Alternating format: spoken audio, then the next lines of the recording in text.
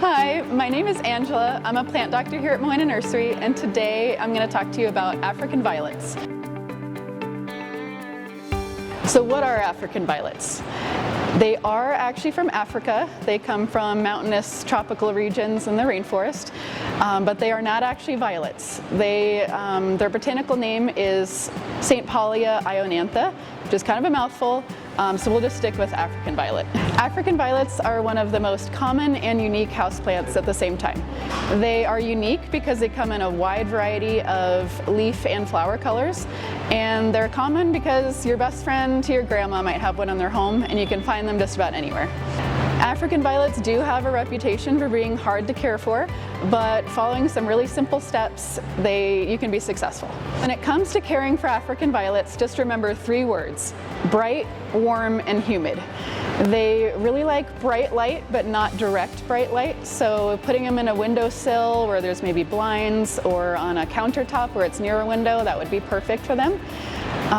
They do like it warm, so they like it within 60 to 70 degrees, so don't go below 60. If you see any signs that they're not doing so well, they might be too cold. And then they do really love humidity. So their leaf hairs are actually something that can help them take in water. So they like humidity in the air. So if you see any edges that are browning, it could be too low of humidity. African violets really don't like to get their leaves wet. So one common way of potting them up is with a self-watering pot. So this is something that you can add water to, and it'll soak up into the soil, and that way you don't have to even get the leaves, worry about getting the leaves wet at all. You can also just bottom water them, sitting in a tray. When it comes to potting African violets, you do want to pick a soil that's meant for them. A lot of regular potting soils are too dense and hold too much moisture, so pick a soil that actually says it's for African violets.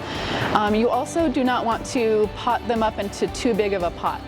African violets really do prefer to be in a smaller pot and a little bit root bound. They also flower more when they're a little bit tight in the pot. So once you pot them up into an African violet pot, you may not need to pot it up again. And to keep your African violet blooming almost all year round, in the spring and summer you're going to want to fertilize them with an African violet fertilizer, one that has a lot of phosphorus in it. If your African violet is not blooming very much and you want to encourage it to do so, it may need more light, and you may need to fertilize it some more, and it could also be in too large of a pot. If you're experiencing an African violet that's leaves are turning really light green, that may be a sign that it's in too much light. Alternatively, if the leaves are getting very dark green, it could actually need some more light. Set yourself up for success by remembering those 3 words: bright, warm, and humid. And if you don't already have one, come on down to Moana Nursery and pick up an African violet to brighten up your collection.